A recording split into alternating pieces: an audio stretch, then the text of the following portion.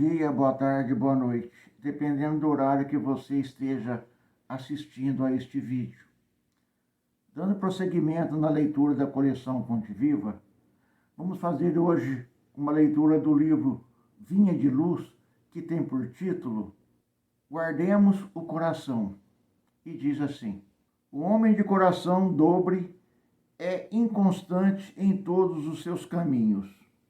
Tiago 1:8. Urge reconhecer que no sentimento reside o controle da vida. Na romagem terrestre, múltiplos são os caminhos que conduzem ao aperfeiçoamento. Fartura e escassez, formosura e fealdade, alegria e sofrimento, liberdade e tolimento, podem aliciar excelentes possibilidades de realização humana para a espiritualidade superior.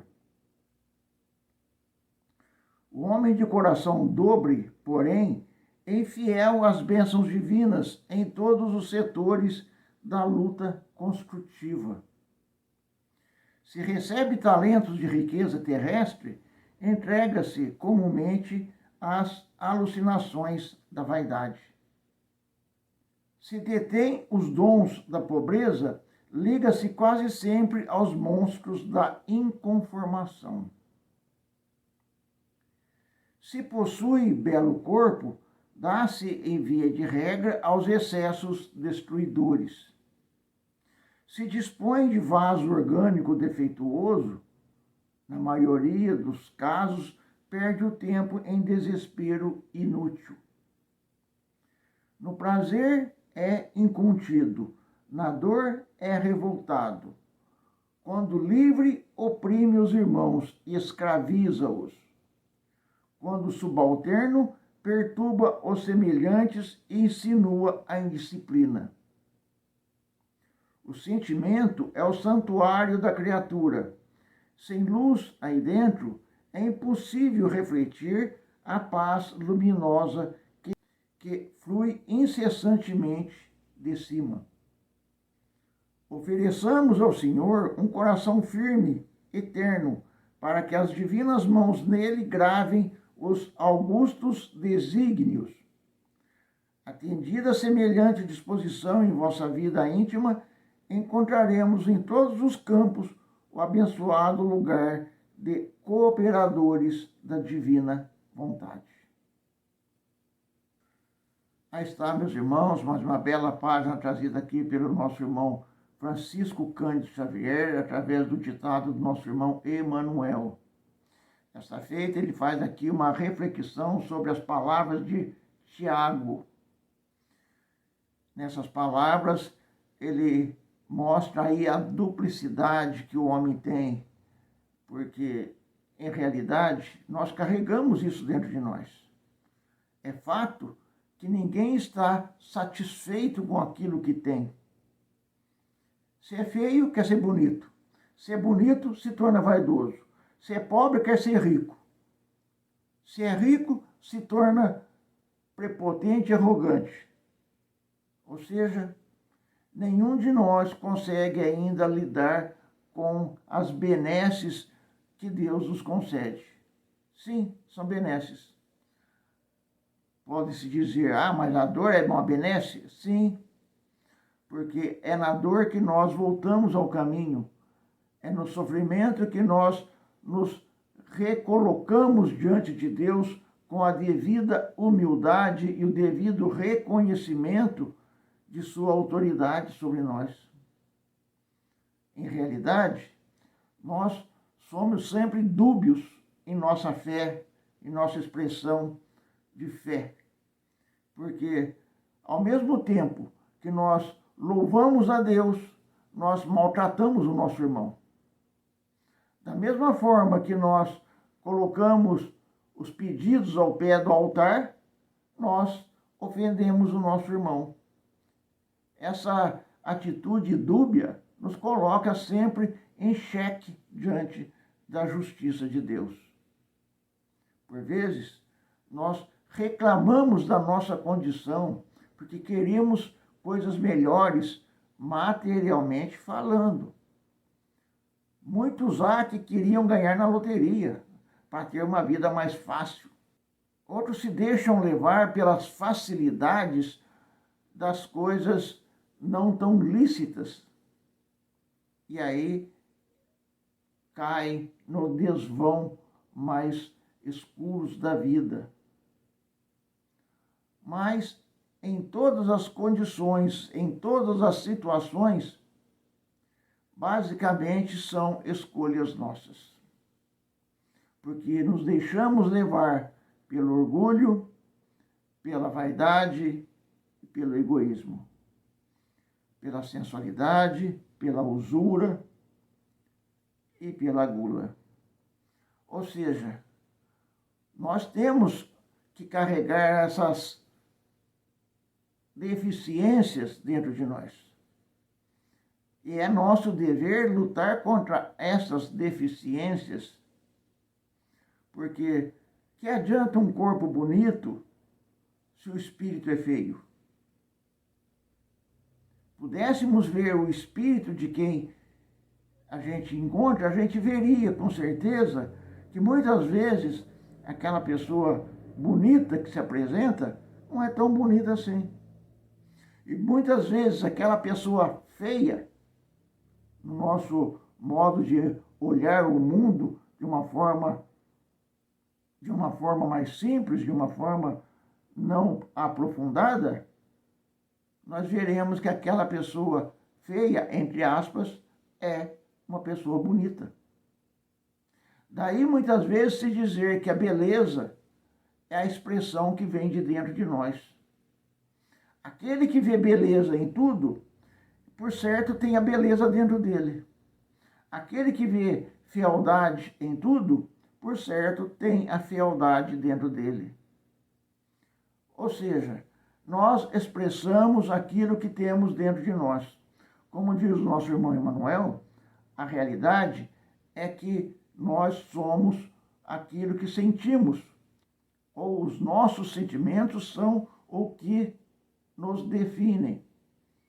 Assim, se nós temos o nosso coração eivado de rancores, mágoas, de defeitos, nós, por certo, estaremos expressando aquilo que tem lá dentro. Ninguém pode dar aquilo que não tem. E o nosso guia vai ser sempre o nosso sentimento. Aquilo que sentimos é aquilo que expressamos. Como disse Jesus, onde está seu coração, ali está o seu tesouro. Ora, se o nosso coração está posto nas vaidades das coisas materiais, no orgulho, na prepotência, na arrogância, é isso que nós vamos expressar externamente. E como modificar isso, seria a pergunta. Aceitando aquilo que nos é dado através da dor, do sofrimento, da angústia, da tristeza. Porque é o caminho difícil. Sim, é o caminho difícil.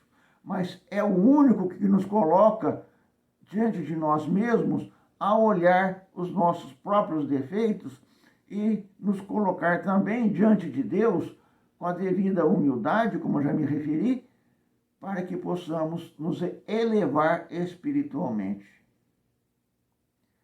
É comum as pessoas, ante um infortúnio, ante uma doença de um familiar, ficar implorando e pedindo para Deus, para que aquela pessoa seja socorrida e curada, para que ela volte a viver como dantes, ou seja, sem transformação.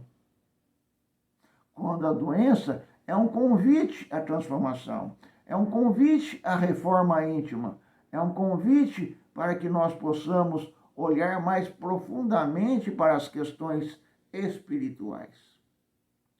Porque, como nós sempre repetimos aqui, nós não somos deste mundo. E quando aqui estamos, nós aqui estamos para aprender, para nos modificar, para nos transformar para melhor. é o nascer do homem novo, do homem velho. Porque, como Jesus disse, sem nascer de novo, não se vai ver o reino dos céus. Ou não vai ganhar o reino dos céus. E é fato. Porque se nós não tivermos a condição de envergar uma túnica imaculada, nós não entraremos. E para ter essa túnica imaculada, nós devemos trabalhar o nosso íntimo através dos momentos preciosos que Deus nos concede aqui na jornada terrena. Porque o caminho é difícil, é áspero, é perigoso, é cansativo. E a maior luta de todas é contra nós mesmos, contra nossos defeitos, que teimam em nos acompanhar, que não querem nos deixar. E nós, por nossa vez, também nos agradamos da companhia desses defeitos. Então, essa dubiedade que nós temos em nós é que nos leva a ficarmos no atraso espiritual. Ao invés de caminharmos para a frente, ficamos patinando no mesmo lugar. Encarnações, encarnações e mais outras encarnações. Mas a boa nova que Jesus nos traz é que nós podemos modificar tudo isso. Deus já nos deu as condições necessárias. Jesus já nos mostrou o caminho. O que falta? O nosso trabalho. Peguemos a charrua e enfrentemos o campo a ser trabalhado. Que possamos semear a boa semente. Que possamos fazer o bom plantio, para que possamos ter a boa colheita. Era isso que tínhamos, meus irmãos. Que possamos sempre estarmos conscientes e atentos às necessidades espirituais, não só do corpo. Porque, como Jesus disse, não só do pão vive o homem, mas vive de tudo aquilo que vem de Deus, nosso Pai. Assim, que possamos ter esta consciência, que possamos estar cada vez mais ativos nesse trabalho da nossa construção interior, de tal forma que nós possamos sempre buscar a melhor parte de nós e aplicar para o lado de fora. E, ao mesmo tempo, sufocando a pior parte até que ela um dia desapareça. Era isso que tínhamos para hoje, meus irmãos. Fiquemos nas bênçãos de Deus, nosso Pai, e Jesus, nosso Mestre. Que assim seja.